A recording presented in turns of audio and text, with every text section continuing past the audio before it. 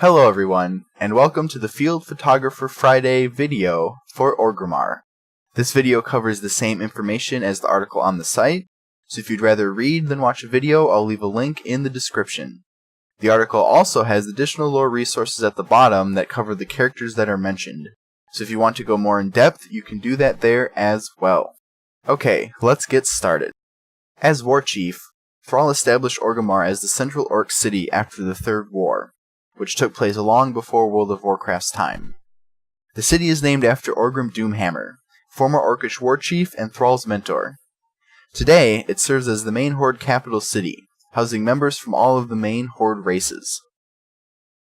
Orgrimmar did not always look how it does today. Prior to the Cataclysm, most structures in the city appeared much more humble, a far cry from the aggressive heavy iron appearance today.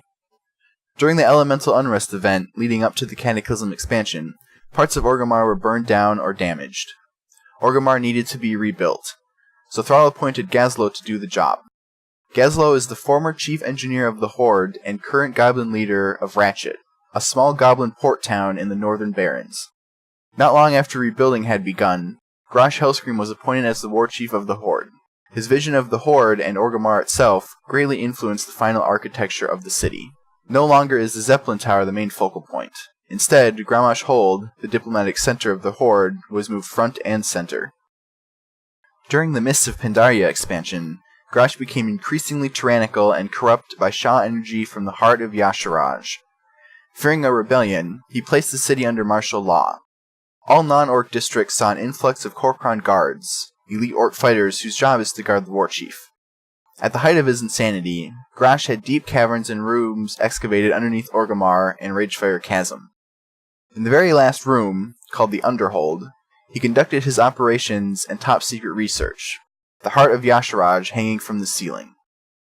Not long after the caverns were completed, Alliance and Horde heroes alike took part in the Siege of Orgrimmar raid to put a stop to Garrosh. The raid took players through the Valley of Strength, the Drag, and the Cleft of Shadows before heading deep underground through parts of Ragefire Chasm and the other areas made specifically for the raid.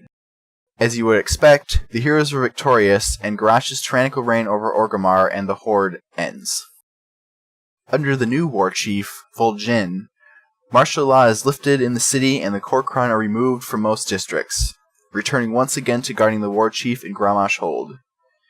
During Warlords of Draenor, Vol'jin has many of the underground tunnels destroyed, leaving only Ragefire Chasm behind as it has always existed. It remains to be seen what will happen to Orgrimmar going forward. It's not always the focal point of the story, but as the Horde capital, it sees a hand in all operations, good or bad. Alright, that's all for this video. Remember, if you want to go more in depth with any of the characters that were mentioned, there are resources at the bottom of the article that's linked in the description. If you enjoyed this video, don't forget to give it a thumbs up and share it with your friends. You can subscribe to me on YouTube or follow me on Twitter for more gaming content. I'll see you all next time.